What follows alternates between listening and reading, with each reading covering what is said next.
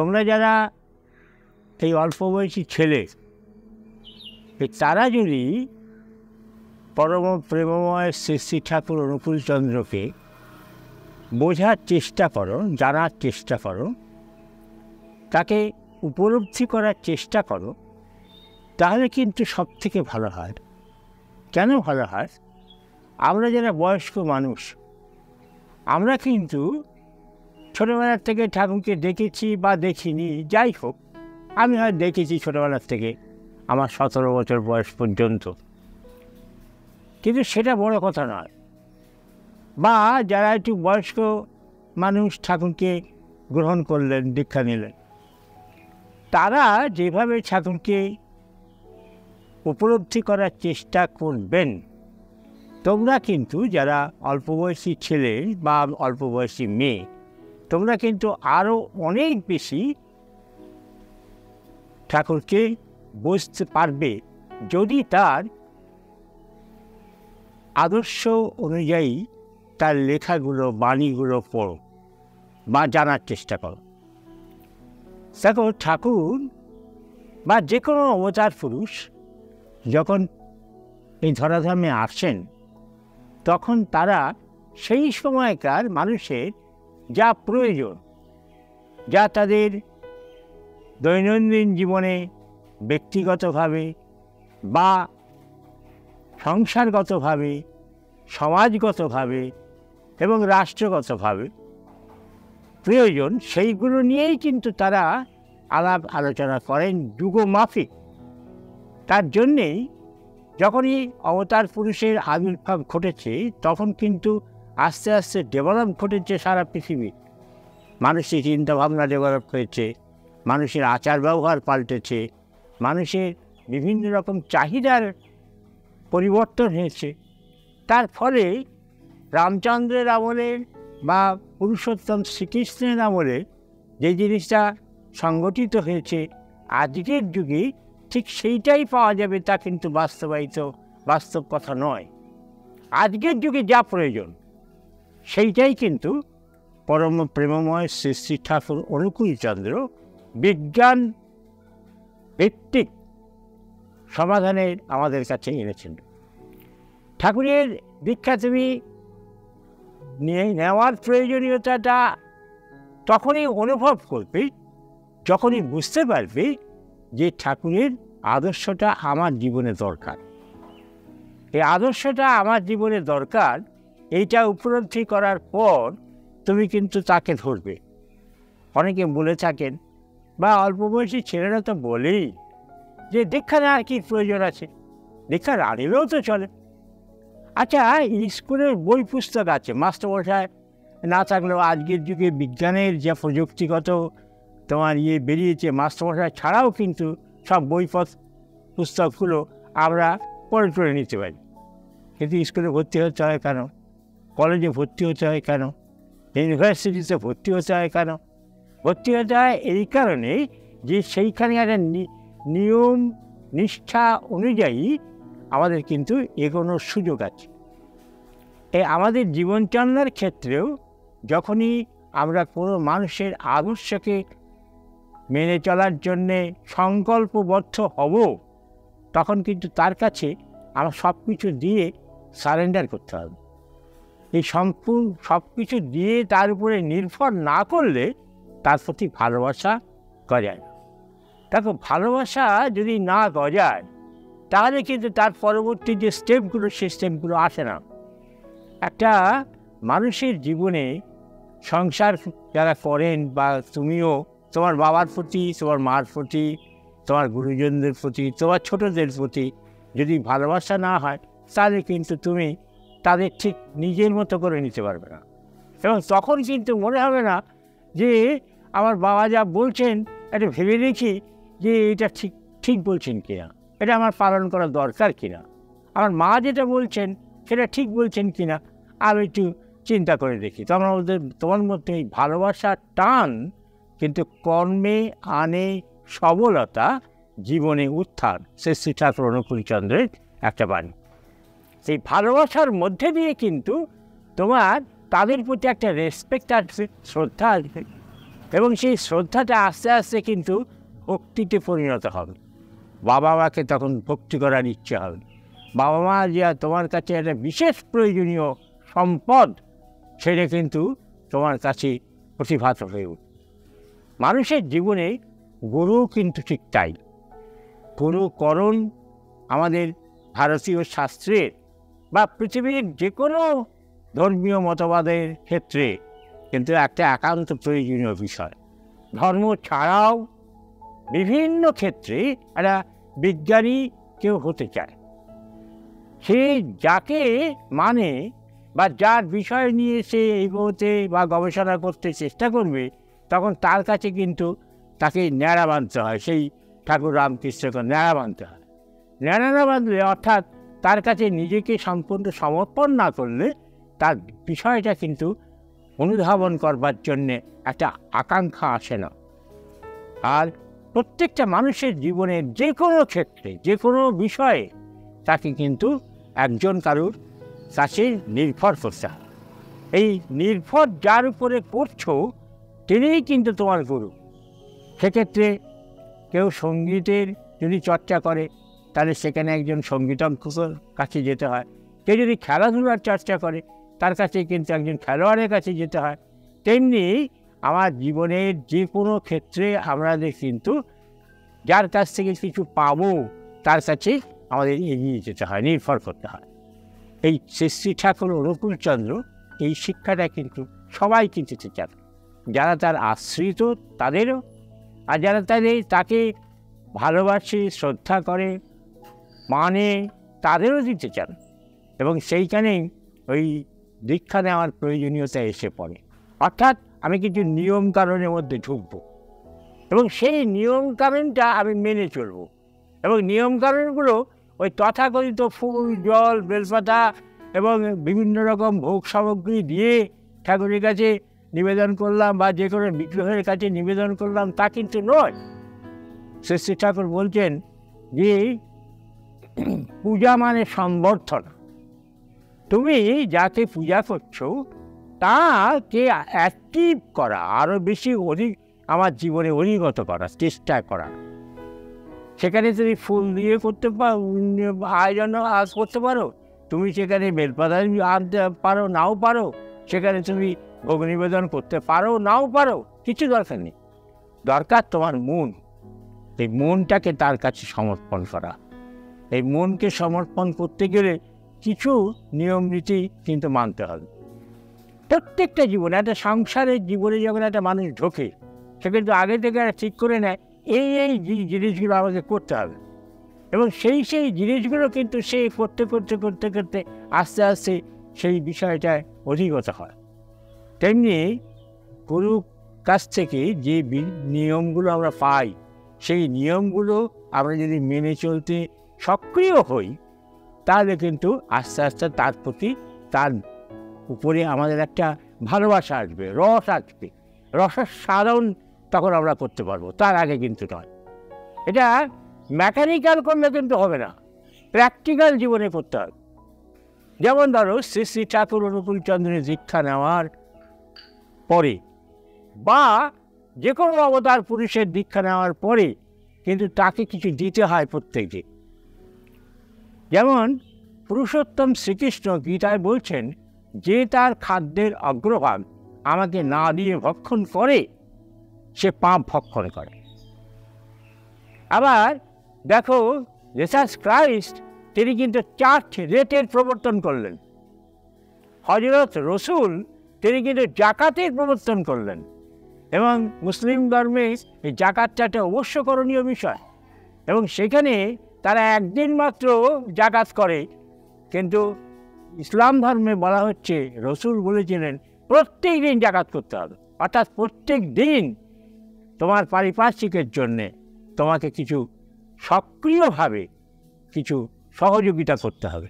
সেটা অর্থ দিয়ে হতে পারে, সম্পদ দিয়ে হতে পারে, খাদ্য দিয়ে হতে পারে, বস্ত্র দিয়ে হতে পারে, ভালো কথা দিয়ে হতে পারে, ভালোবাসা দিয়ে হতে পারে, তার মনের কষ্ট দূর করার মধ্যে দিয়ে হতে পারে। এটা প্রত্যেক দিন করতে হবে, এটা রসুলের কথা। আবার মহাপ্রভু বললেন যে দেখ, এই দেখো, আর কিছু না পারো, আমাকে প্রত্যেকদিন একটা করে মুরগি দিও। কি ছোট্ট একটা দাবি, একটা করে মুরগি। এই একটা করে মুরগি, এটা একটা মানে মানে ভাগবতে বলা হচ্ছে, এটা কিন্তু একটা সিগনিফিকেন্স, অর্থাৎ তাকে কিছু দাও। তাকে না দিলে তোমার তার প্রতি টান আসবে না। দেখো, তুমি যদি তোমার বাবাকে কিছু না দাও, তুমি যদি তোমার মাকে কিছু না দাও, তুমি যদি তোমার গুরুজনদের কিছু না দাও, তুমি যদি তোমার ছোট ভাই বোনদের কিছু না দাও, তোমার সঙ্গে তাদের ভালোবাসা তৈরি হবে না। এই ভালোবাসা তৈরি হওয়ার জন্যেই কিছু দেওয়া। শ্রী রামকৃষ্ণ একটা সুন্দর কথা বলতেন। তার কাছে যারা আসতো দেখা করতে বা দেখা করে চলে যেত, একদিন বলছেন তিনি, কথামৃতে পাই আমরা, এই গুরুবাড়ি আসলে 1 পয়সা পান আনলেও আনতে হয়। গুরুবাড়ি আসলে 1 পয়সার পান আনলেও আনতে হয়। এর মানে কি? দাও। ওই দেওয়ার অভ্যেস। সারা পৃথিবীতে যদি দেওয়া কোথাও না থাকে, তাহলে কিন্তু তার প্রতি আকর্ষণ হয় না। একটা গাছ আছে, সেই গাছটা ফুল দেবে, তুমি প্রত্যাশা করছো যে ফুল দেবে, কিন্তু সে ফুল দিচ্ছে না। আস্তে আস্তে সেই ফুল গাছটার প্রতি তোমার ভালোবাসা চলে যাবে। একটা গাছে ফল হয়, সেই গাছটা তুমি রোজ ভাবছো যে ফুল আসবে, এর ফল হবে এবং সেই ফলটা আমি পাবো, কিন্তু সে গাছটা ফল দিচ্ছে না। সেই গাছটার প্রতি তোমার টান চলে যাবে।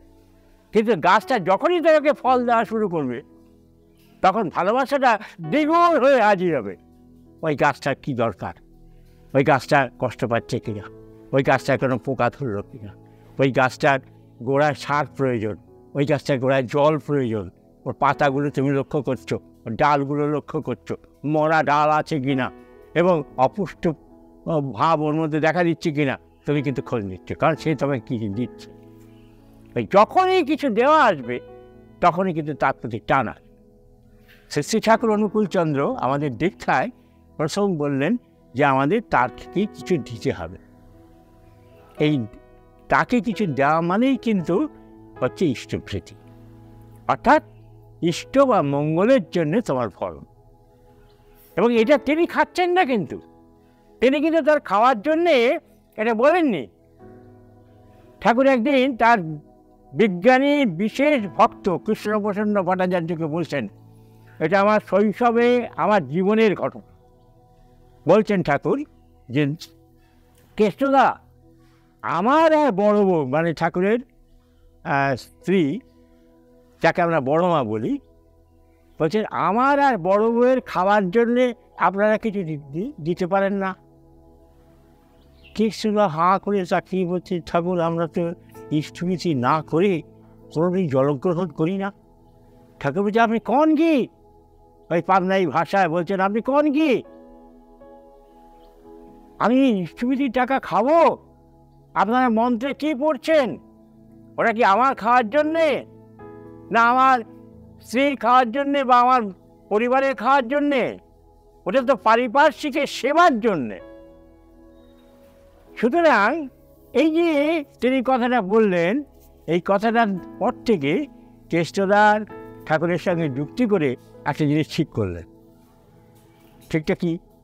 প্রত্যেক দিন ওই আশ্রম পরিবেশের সমস্ত বাড়ি থেকে, বা যারা দীক্ষিত বা দীক্ষিত নয়, যারা আশ্রমে আসছে আগত মানুষ, তারা প্রত্যেকেই কিছু না কিছু ঠাকুরকে দিয়ে আসবে। ঠাকুরের বড়বার সেই রান্নাঘরে দিয়ে আসবে।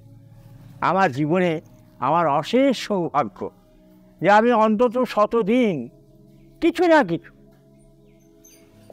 কোনোদিন আমার দিদিমা ঠাকুরের আশ্রমেই থাকতেন তিনি, বা সেই বাড়িতেই আমি প্রতিপালিত। ওই 6টা-8টা বাতাসা দিয়েছে, কোনোদিন 8টা-10টা কাঁচা লঙ্কা দিয়েছে, কোনোদিন 2টো আলু দিয়েছেন, কোনোদিন আরেকটু একটা করে ফল দিয়েছেন, বুঝলি এটা যা দিয়া। আমরা যে বড় আমার ঘরে দিয়ে আসতাম, প্রথম একটা ঝুড়ি থাকতো। আর তোমাকে কী বলবো আমি সৌনক, ওই ঝুড়িটার তলায় 2-4টে জিনিস পড়ে আছে। এটা আমি প্রথম লক্ষ্য করতাম। এই করতে করতে একদিন দেখছি ঝুড়িটা উপচে পড়ছে। এবং একটা ঝুড়ি না, দুটো তিনটে ঝুড়ি বেড়ে গেল। তখন সেই প্রত্যেকটা ঝুড়ি ভর্তি। আর ঠাকুর নিয়ম করলেন যে আমার খাওয়ার জন্য তো অত লাগে না, তা আমার খাওয়ার জন্যে যেটুকু লাগে, আর বড় বউ অর্থাৎ বড় মাকে ঠাকুর বড় বউ বলে বলতেন, বড় বউ আর তোমার খাওয়ার জন্য যেটুকু লাগে সেইটুকু রেখে বাকিটা আনন্দবাজারে পাঠিয়ে দিল। অর্থাৎ যেখানে অজস্র মানুষ প্রতিদিন ঠাকুরের প্রসাদ গ্রহণ করছে। এই করতে করতে বড় বয়স সেই বারান্দাটা প্রায় এখান থেকে ওই পাঁচিল অবধি প্রায় 15 ফুট তো হবেই। এই বারান্দা চারিপাশে খাদ্য সামগ্রী ভর্তি হয়ে যেত, আনাজপত্র, মিষ্টি দ্রব্য ইত্যাদি সমস্ত কিছু।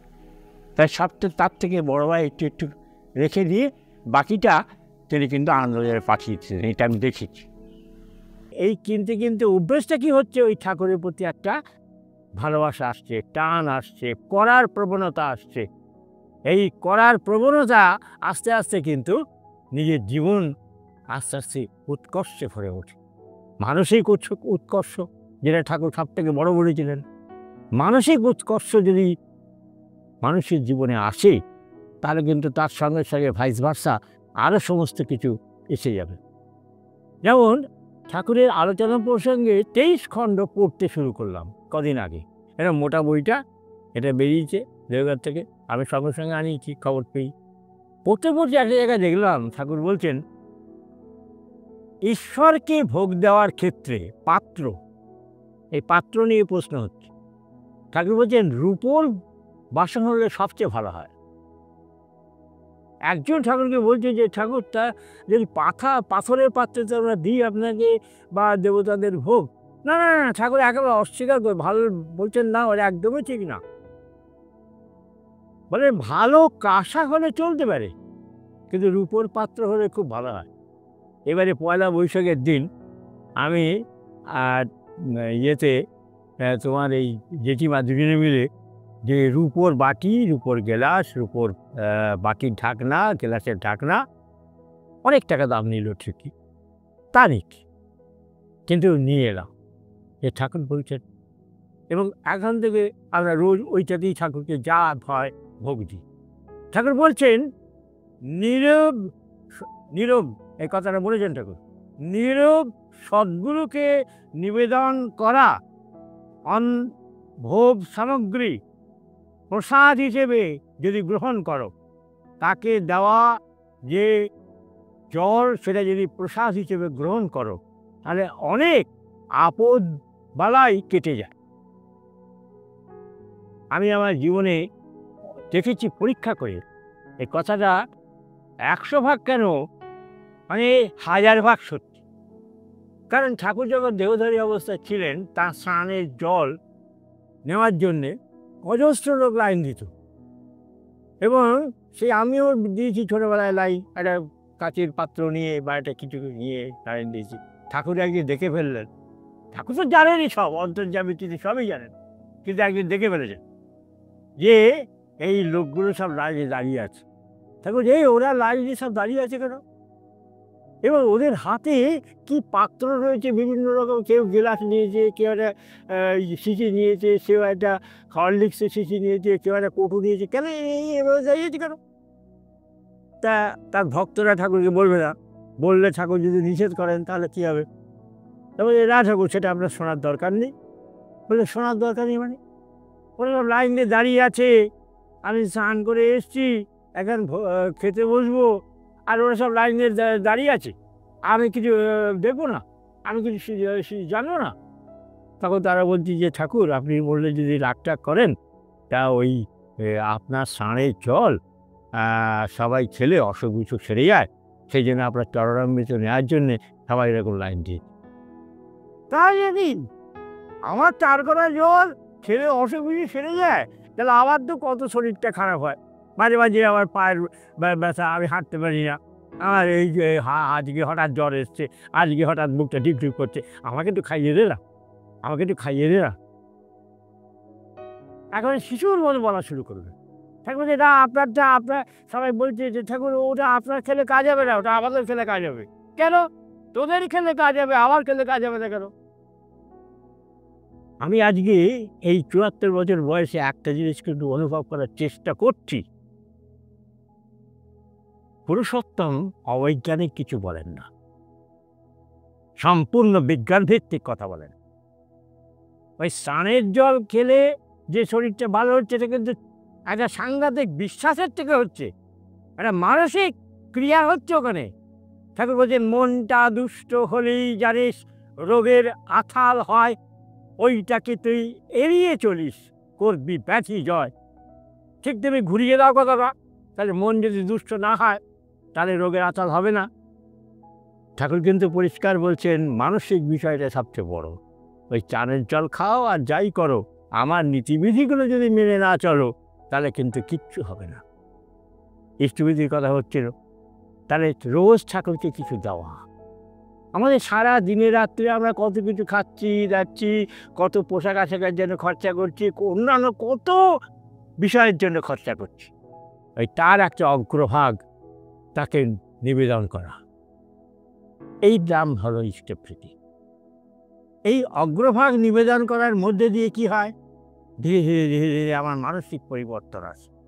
ধীরে ধীরে আমি অনুভব করতে পারি যে আমার পারিপার্শ্বিকের জন্য আমাকে কিছু করতে হবে। ইষ্টপ্রীতি মন্ত্রেই সেটা লুকিয়ে আছে যে পারিপার্শ্বিকের সেবার জন্য সেটা ব্যয়িত হবে। তাই সেই অনুভবটা কিন্তু আসে, কারণ ঠাকুর পরিষ্কার বলছেন, তুমি একা বাঁচতে পারো না, তোমার সপারিপার্শ্বিক সবাইকে নিয়ে তুমি বাঁচবে। এবং সেই বাঁচাটা কীরকম হবে? সেই বাঁচাটা হবে জীবন্ত বাঁচা, সেই বাঁচাটা হবে আনন্দপূর্ণ বাঁচা, সেই বাঁচাটা হবে মানুষের রক্ষাকর্তা হয়ে ওঠার জন্য বাঁচা। তাই ঠাকুর কিন্তু পরিষ্কার বলছেন যে আমি তোমাদের মধ্যে বেঁচে থাকতে চাই, আমি তোমাদের মধ্যে ছোট ছোট অনুকূল হয়ে বেঁচে থাকতে চাই। তার যে ইচ্ছেটা, সেই ইচ্ছাটা তার শিষ্য সন্তানদের মধ্যে যেন বর্তায়, এটা তার ইচ্ছা, এটা তার আকাঙ্ক্ষা, এটা তার আমাদের কাছে একান্তভাবে বলা। তার উপরে যদি আমার টান আসে, তার কাছে যদি আমি দীক্ষা গ্রহণ করি, তখন কিন্তু তার কথাগুলোর মানে আমরা অনুভব করতে সক্ষম হব। তার আগে নয়। তার আগে সমস্ত কথাগুলো একটা ভাষা ভাষা থাকবে, সেই কথাগুলো কিন্তু আমার বাস্তব জীবনে আসবে না।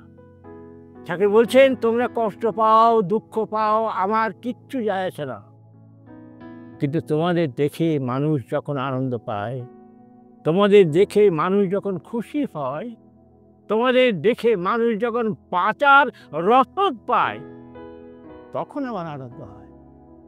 বলছেন, অতি বড় শত্রু যা চায় না, আমি তা চাই, আমার যারা তারা যেন বেশি সুখে শান্তিতে না থাকে। সৌরভ, চিন্তা করো, সাংঘাতিক কথা, কার কাছে আমরা দীক্ষা দিয়েছি।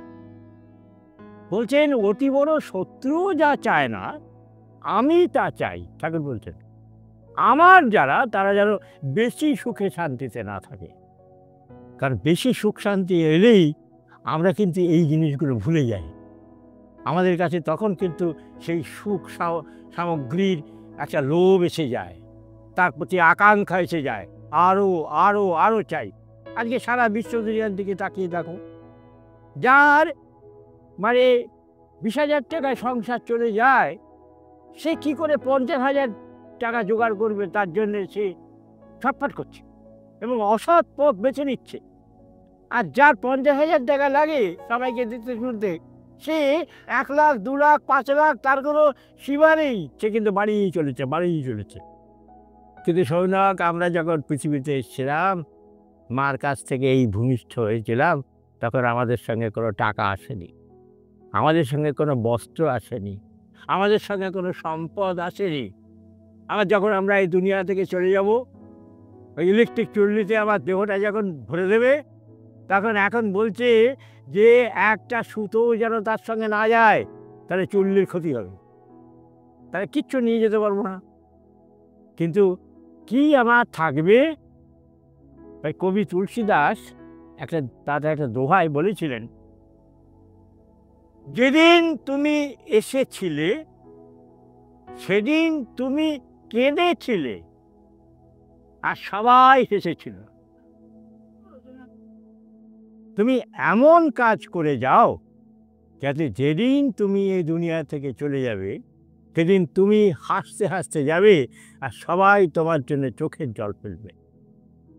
সত্যি তো, আমরা যখন মার কাছ থেকে পৃথিবীতে আসি তখন বাচ্চা শিশু ও ও করে কাঁদছে। যদি যা কাঁদে তাহলে ডাক্তার তাকে খাড়া করে তুলে পিঠের মধ্যে চাপড় মারে, নার্স তাকে পিঠের মধ্যে চাপড় মারে, কাঁদ। যেই কেঁদে উঠলো বাচ্চাটাকে নামিয়ে দিয়ে ডাক্তার নিশ্চিন্ত, নার্সও নিশ্চিন্ত। এইবারে তাকে মার কাছে দেওয়া যাবে, কারণ তার সেন্স সম্পূর্ণরূপে এসে গেছে। কেমন? আস বাকি সবাই খুব আনন্দ। এই কি হলো, ছেলে হলো না মেয়ে হলো, ওরে শাক ভাজা উলুদে কি আমি বলেছিলাম এত ছেলে হবে, মিষ্টি খাওয়াতে হবে, কিন্তু সবাই খুব আনন্দ করছে।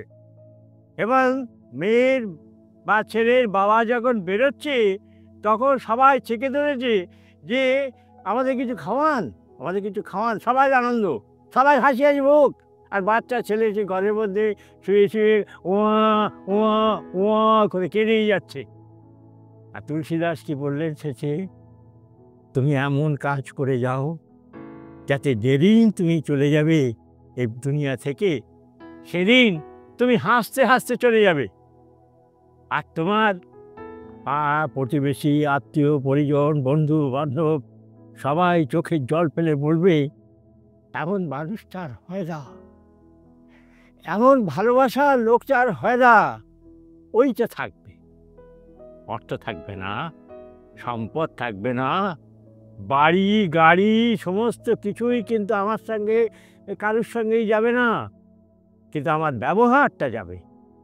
তাই শ্রী ঠাকুর অনুকূলচন্দ্র বলছেন, তোমার স্বভাব, চরিত্র, আচার আচরণ এমনভাবে করো যাতে দেখে মানুষ আমার কথা জিজ্ঞাসা করে যে এই স্বভাবটা তুমি কোত্থেকে পেলে, এই আচরণটা তুমি কোত্থেকে পেলে।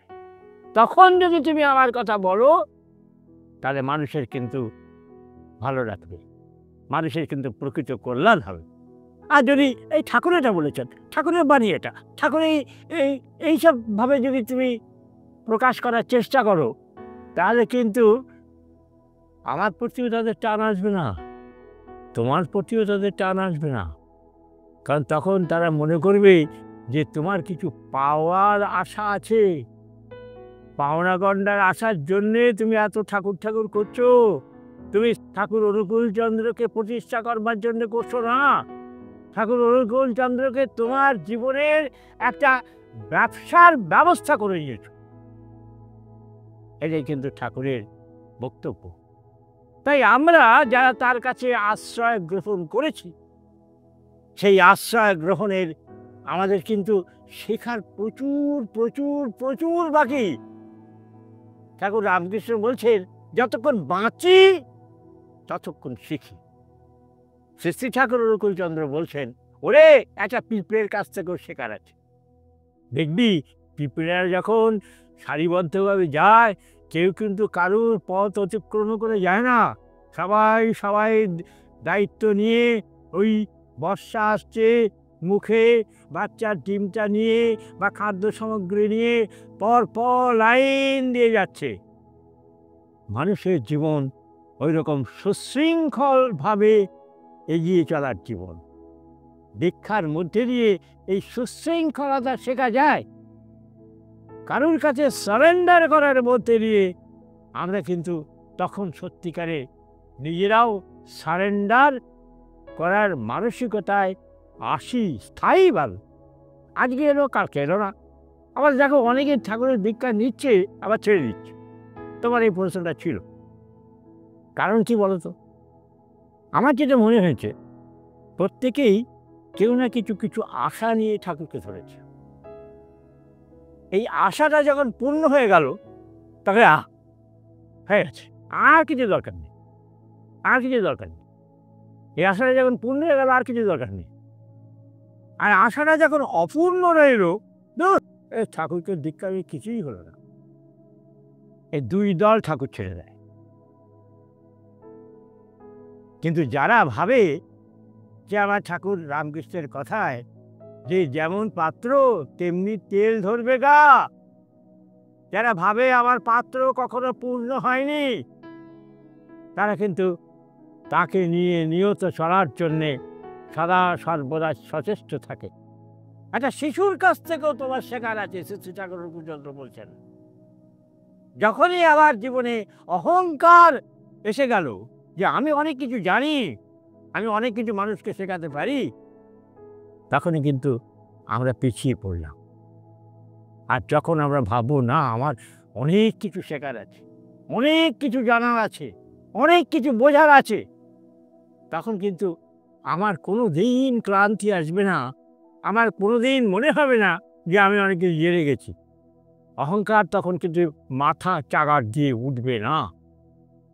ওই ঠাকুরের ছোট্টবেলার জীবনী যদি ঘাটা যায় তখন দেখা যাবে যে গাছের তোমার সবেমাত্র ইয়েটা বেরিয়েছে, ঠাকুর সেই গাছগুলো তুলছেন, তুলে লক্ষ্য করছেন তার শিকড়, তার বীজের যে ইয়েটা অংশটা কীরকম আছে, গাছটা কীরকম হয়েছে, তারপরে আবার তিনি পুঁতে দিলেন। প্রত্যেক দিন এসে লক্ষ্য করছেন। এর মানে কি শিক্ষা দিচ্ছেন ঠিক ঠাকুর? শিক্ষা দিচ্ছেন যে আমাদেরও ঠিক সেইভাবে প্রতিনিয়ত শেখার মানসিকতা নিয়ে, জানার মানসিকতা নিয়ে, বোঝার মানসিকতা নিয়ে চলতে হবে। এবং সেখানে ঠাকুর যা তার জীবনে যা সম্পদ আমাদের দিয়ে গেলেন সৌনক, আমরা আমাদের জীবনে একটা জীবনে কেন কয়েকটা জীবনেও এটাকে পুরোপুরি অধিগত করতে পারবো না। এত বিশাল সামগ্রী দিয়ে গেলেন।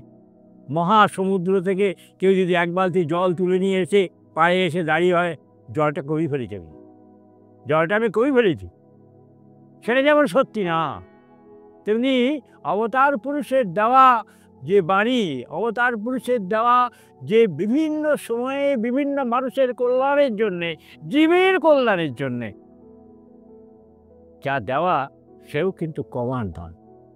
সত্যানন্দ ঠাকুর বলছেন, সংসারের প্রতিটি জীবের কথা ভাবতে গেলে যেন আমার মুখ মনে পড়ে। দেখো সৌনক, এখানে কিন্তু ঠাকুর আমি বলবো আমার যেটাকে বুঝ, ঠাকুর কিন্তু খুব সজাগভাবে একটা শব্দ এখানে কিন্তু ব্যবহার করেছেন, সংসারের প্রতিটি জীবের কথা বলেননি, কিন্তু সংসারের প্রতিটি মানুষের কথা। জীব বলতে গাছটাও আছে, জীব বলতে তোমার বাড়ি যদি একটা পোষা কুকুর থাকে সেও, জীব বলতে তোমার বাড়িতে যদি একটা বেড়াল থাকে সেও, জীব বলতে তোমার বাড়িতে যদি একটা গরু থাকে সেও, তোমার বাড়ি তুলসী গাছটা জল পাচ্ছে কিনা এটা তোমার মা সকালবেলায় উঠে দেখছেন, তাই তিনি তুলসী তলায় জল দিচ্ছেন সকালবেলায়। ওই তুলসী গাছটা যেন জল শুকিয়ে না যায়, জল থাকতে হবে তুলসী গাছের গোড়ায়, নাহলে তুলসী গাছের গোড়ায় জল শুকিয়ে যাবে। এই প্রতিটি জীবের কথা ভাবতে গেলে যেন শ্রী শ্রী ঠাকুর অনুকূলচন্দ্রর কথাটা মনে পড়ে। যারা আমরা ঠাকুরের দীক্ষিত তারা আমরা ঠাকুরের কথা চিন্তা করব, যারা অন্য কোনো অবতার পুরুষের দীক্ষিত তারা তার কথা চিন্তা করবেন। কিন্তু এইখানে কিন্তু ওই তথাকথিত পুজো আচ্চা, হোম, যাগ, যজ্ঞ এগুলো কি করে? এগুলো মানসিকতা তৈরি করে, পরিবেশটাকে সৃষ্টি করে, কিন্তু এগুলো কিন্তু বিরাট কিছু না। সেই জন্য শাস্ত্র বলছে বাহ্য পূজা অধমাধম। এই যে বহিরাঙ্গের যে পূজা, এটা অধমের মধ্যেও অধম। মন হচ্ছে সব থেকে বড় পূজার সামগ্রী। এই মন যখন ঈশ্বরের কাছে নিবেদন করা যায়, এই মন যখন গুরুর কাছে নিবেদন করা যায়, তখন তার করুণায় আমরা অভিষিক্ত হতে পারি। এবং তখনই কিন্তু মনে হবে যে আমার পাত্র পূর্ণ হয়নি, আমার পাত্রে আমি আরও অনেক অনেক কিছু গ্রহণ করতে পারব। আমার তো খুব মনে হয় যে প্রত্যেকটি মানুষের এই স্বভাবটা কিন্তু অর্জন করার চেষ্টা করা বাঞ্ছনীয়। আমি যাকে সবসময় চেষ্টা করা শব্দটা ইউজ করছি, তার মানে নিয়ত অনুশীলন, নিয়ত অনুশীলন। যদি নিয়ত অনুশীলন না করা যায়, অভ্যাসে চরিত্রগত করতে না পারা যায়, তাহলে কিন্তু সব জিনিস হারিয়ে যাবে। ভাই একদিন করলাম, 3 দিন করলাম না, 3 দিন করলাম, 6 দিন করলাম না, তাহলে কিন্তু হবে না। আমার তো এরকম মনে হয়। তো আমার যে পরের প্রশ্ন সেটা হলো যে আমরা যে ইষ্টভৃতি করব, সেটা আপনি বললেন যে ইষ্টভৃতি হলো ঠাকুরকে দেওয়া অগ্রভাগ যেটা আমরা দিচ্ছি।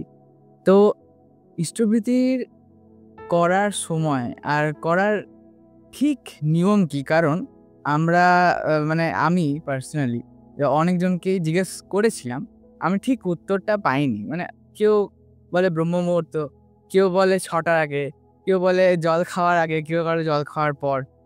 সো এইটার যে নিয়মটা কি? আর একটা যেটা প্রশ্ন আমার, যেটা হলো যে আমরা যদি ঠাকুরকে আরো তীব্রভাবে আরো নিজের জীবনে আনতে চাই, আরো বলে না মানে ভেতরে আনতে চাই ঠাকুরকে, যেটা আপনি বললেন ছোট, ছোট অনুকূল হয়ে বাঁচতে চান ঠাকুর। সেটা যদি করতে চাই, তাহলে ঠাকুরের লেখা কোন, কোন বই আমাদের পড়া উচিত আর মানা উচিত? আর কি, কি নিয়ম মানা উচিত? এগুলো একটু বললে ভালো। দেখো, ইষ্টভৃতি করার আমি যেটা ব্যক্তিগতভাবে করি, ঘুম যখনই ভাঙলো, এবং ঘুম ভাঙাটা চেষ্টা করা উচিত যে একেবারে ভোরবেলায় ভাঙা। কিন্তু তোমরা যারা রাত দিকে পড়াশুনো করো, অনেক খাটাখাটনি করো, মানে তোমাদের এখন তো পড়াশোনার সময়, তাদের উঠতে উঠতে বেলা হতেই পারে। এটা স্বাভাবিক। এটা আমি আমার সংসার জীবনেও দেখেছি, বাস্তবেও দেখেছি। তবে যত ভোরে ওঠা যায়, তবে একটা বিশেষ বিষয় দেখো, চিন্তা করে আমি যেটা করি, আমি কারুর মুখ দর্শন করি না ইষ্টভৃতি করার আগে। আমি কারুর সঙ্গে কথা বলি না ইষ্টভৃতি করার আগে। আমি একদম সকালবেলা উঠে তাড়াতাড়ি গিয়ে বেসিনে মুখটা ধুয়ে নিলাম, ধুয়ে নিয়ে যা রাতে পড়া ছিল সেই কাপড়টা খুলে ফেলাম, খুলে ফেলে ঠাকুর করে চলে গেলাম। আগে ঠাকুরকে দেখব। আমার সবাই বাড়িতেই করা উচিত, আমারও করা আছে, চোখটা মেললেই যেন ঠাকুরের ফটো দেখতে পাই। এবং ওই সময় কয়েকবার বীজ মন্ত্র জপ করা। শুনেছি বীজ মন্ত্র জপ করতে করতে তুমি আস্তে আস্তে বীজটা ছাড়ছো, কারোর মুখ দেখছো না, চেষ্টা করছো দেখবো না, বাবার মুখও দেখবো না, মার মুখও দেখবো না, ভাইয়ের মুখও দেখবো না, কারোর মুখ দেখবো না। চেষ্টায় যদি থাকে তা পারা যাবে। তুমি তাকালেও দেখতে পাবে না, তাকালেও দেখতে পাবে না মুখটা। এরকমই অবস্থা তোমার হবে। এটা হয়ে যাবে, প্র্যাকটিস। এটা করে নিয়ে তুমি ঠাকুরকে কাছে চলে গেলে ঠাকুরের মুখটা আগে দেখলে। তার আগে তো ঘুম থেকে উঠবার সময় ঠাকুরকে দেখে নিয়েছো, নাম করছো, যে প্রথমেই ঠাকুরকে প্রণাম করে তুমি কিন্তু বীজ মন্ত্রে জপ করো। আজ্ঞা চক্রে যেভাবে জপ করার কথা ঠাকুর বলেছেন জপ করো। কেন আগে করছো? ওই মানসিক পরিস্থিতিটা তৈরি করে নেওয়া। এই জপ করতে করতে করতে করতে তুমি তারপরে তার দেওয়া শত অনুজ্ঞা পাঠ করছো। আমি অক্রোধী, আমি অমানী, আমি নিরলস। ওখানে 16টা অ্যাচিভ করার জিনিস আছে। এই যতটুকু পারা যায় আমরা চেষ্টা করে যাবো। এবং ওই সময় ওইটা করার মধ্যে দিয়ে আমার একটা মেন্টাল একটা স্ট্যাটাস তৈরি হবে। এই মেন্টাল স্ট্যাটাস তৈরি হওয়ার পর আমি ইষ্টভৃতি নিবেদন করছি। সেইখানে পয়সাটা কিন্তু বড় কথা নয়। কারণ আমরা সারাদিনে রাতে যা খাচ্ছি যাচ্ছি সৌনক, তার তো হিসেব করতে গেলে আমাদের তো অনেক বেশি দিতে হয়। রুজির আয় আনা দেওয়ার কথা বলা আছে, তাহলে সেটা তো পরিমাণটা অনেকটা, তা আমরা তো অতটা দিচ্ছি না। আমার ঠাকুর বলছেন এক জায়গায়, ধরো তোমার এমন একটা সময় পরিস্থিতির সৃষ্টি হলো যে তুমি আর খাতের কাছে তোমার অর্ঘও নেই, কিছুই নেই, তুমি তাহলে কি করবে?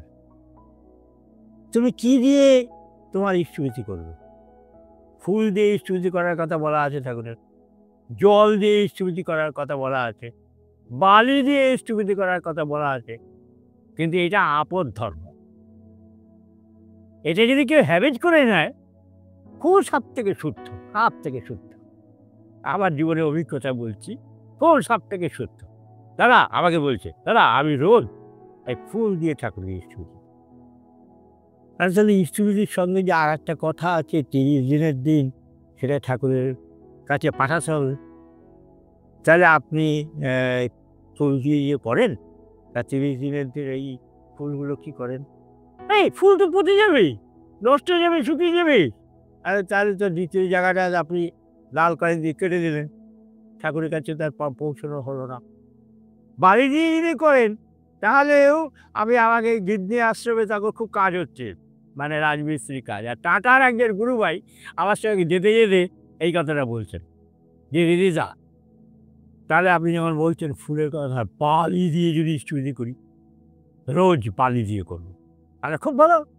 আমাদের তো আশ্রমে মানে রাজমিস্ত্রির কাজ, সিমেন্ট বাড়ির কাজ তো প্রতিনিয়ত হচ্ছে। তাহলে আপনি 30 দিন ওই বালিতে জড়ো করবেন একটা জায়গায় করে, সেই বালিটা বস্তায় বেঁধে যে গিন্নিতে দিয়ে এইটা আপনি কী বলেন, বালি কি দেয় যায়? আর তাহলে আপনার এই থিওরিগুলো ভুল। ওইগুলো ঠাকুর আপদ ধর্ম হিসেবে পালন করতে বলছেন। সেখানে বাতাস দিয়েও স্থিতি করার কথা বলছেন, অর্থাৎ তুমি ঈশ্বরের জন্য নিবেদন করো, তোমাকে উৎসর্গ করো, ঠিক তো? তাহলে এই জায়গাটা কিন্তু খেয়াল রাখতে হবে। এইখানেই কিন্তু লুকিয়ে আছে যে ঠাকুরের ওই কখন স্থিতি করো, কোন সময়টা সবচেয়ে শ্রেষ্ঠ।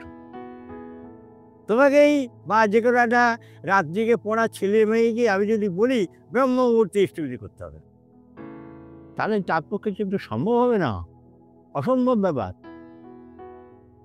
তাহলে সে কখন করবে? কেউ ওই সময় করবে, তার ঘুমটা ভাঙার সঙ্গে সঙ্গে।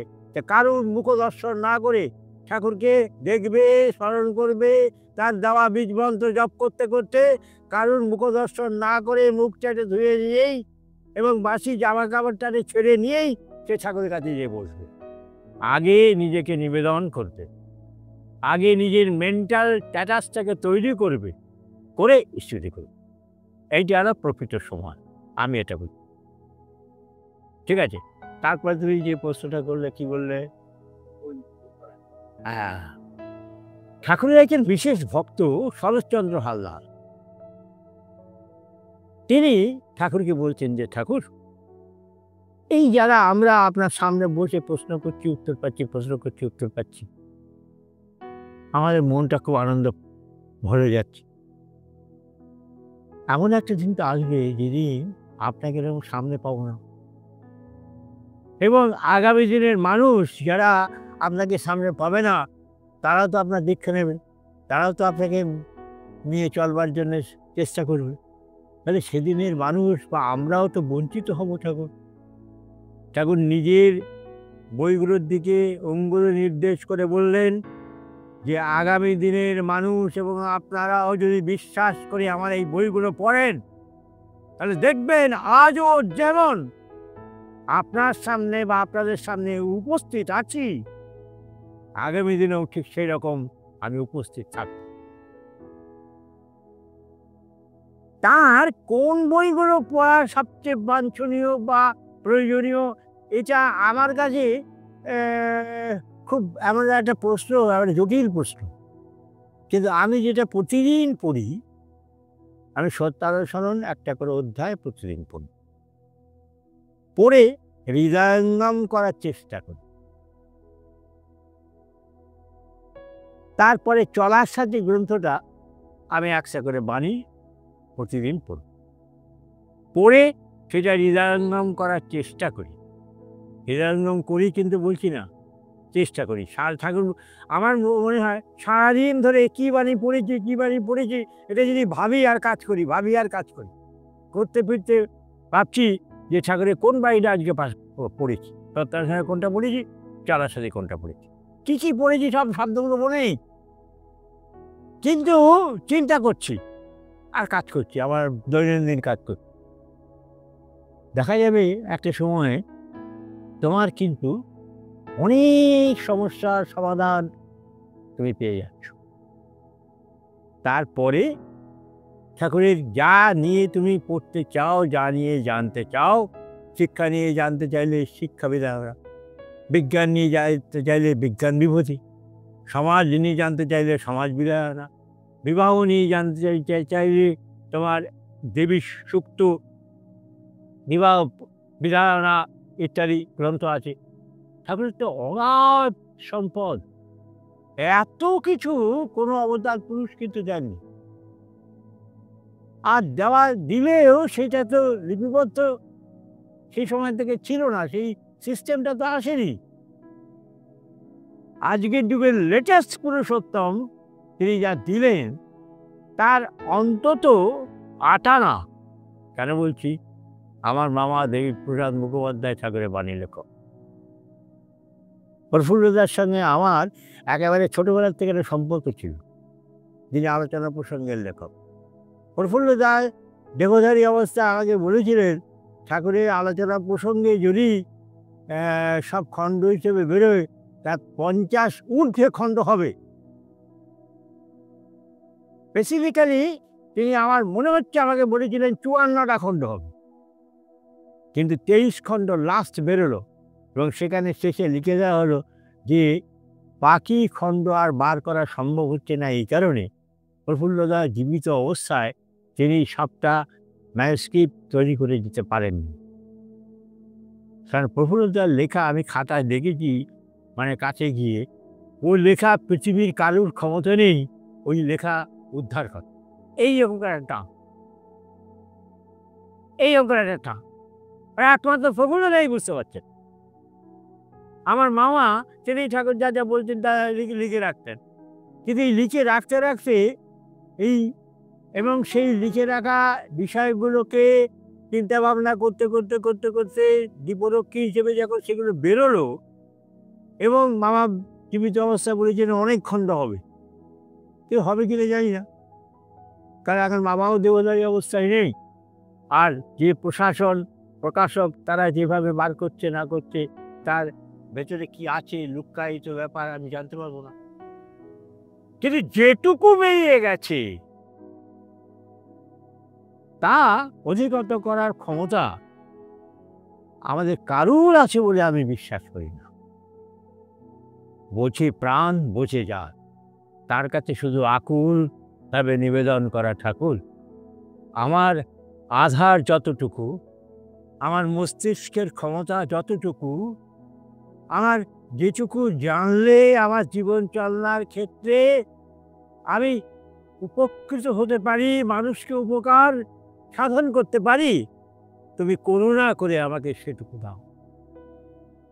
এই যদি নিয়ত বলা যায় প্রণব, তাহলে আমার মনে হয় ওই যেটুকু আমার দরকার সেটুকু আমি পেয়ে যাব। কারণ আমি তো গবেষক নই, আমি তো অনেকেই গবেষক নই। যারা গবেষণা করবেন তারা সেইভাবে সাধনা করবেন। যারা এক একটা বিষয় নিয়ে, ঠাকুরের যে কোনো বিষয় নিয়ে ডক্টরেট করা যায়, যারা সেইভাবে চেষ্টা করবেন তারা নিশ্চয়ই সেইগুলো নিয়ে চর্চা করবেন। আর সব কিছু চর্চা করতে গেলে আমি তো হারিয়ে যাব, আমি তো হাবুডুবু খাবো, আমার মস্তিষ্ক তো সবটা ধরতে পারবে না। সেই যোগ্যতা নিয়ে আমি তো আমার মানে জিন ক্যারেক্টারের মধ্যে দিয়ে আসেনি। তবে ঠাকুর কি বলছেন? ঠাকুর বলছেন, দেখ রবার্ট যেমন টানলে পারে, এরকম হাত দেখিয়ে বলেছেন রবার্ট যেমন টানলে পারে, তেমনি মানুষও কিন্তু চেষ্টা করলে তার ক্ষমতাকে এরকম বাড়িয়ে নিতে পারে। এটা নিয়ত অভ্যাসের মধ্য দিয়ে আসবে।